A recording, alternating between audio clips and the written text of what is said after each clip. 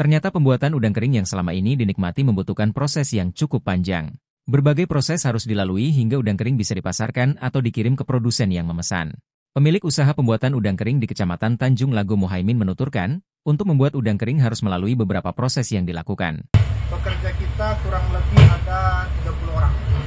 Itu dari bagian perebusan, bagian penjemuran, terus bagian penampian. Untuk pembuat udang kering juga tergantung dari pasokan dari nelayan yang mencari di laut. Namun, sekarang bahan baku sedikit sulit diperoleh karena kondisi angin yang kuat saat ini, sehingga tangkapan udang nelayan juga ikut berkurang. Namun, menurut Muhaimin, ia tetap melakukan pembuatan udang kering. Ini kan usaha turun-temurun dari kakek saya. Jadi, harus tetap terus dijalankan. Karena, peminat udang kering ini masih cukup banyak, ungkapnya. Menurutnya, udang kering yang mereka produksi tidak hanya dikirim di wilayah Sumsel, akan tetapi ke Jambi, Bengkulu, Lampung hingga ke Pulau Jawa khususnya Cirebon. Saat masuk ke rumah produksi udang kering, terlihat para pekerja sibuk mengejarkan tugas mereka masing-masing. Ada yang sibuk merebus udang, ada yang sibuk memasukkan ke karung yang nantinya akan dipukul-pukul untuk memisahkan daging dengan kulit. Ada pula yang sibuk menampi untuk memisahkan bekas dari kulit. Ada pula yang sibuk mengontrol besarnya api agar api terus menyala. Selain itu, ada yang sibuk mengaduk udang yang sedang direbus. Masih menggunakan kayu api, karena lebih murah. Kalau pakai gas biayanya lebih tinggi. Selain itu, untuk mengeringkan juga panas hari, pungkasnya.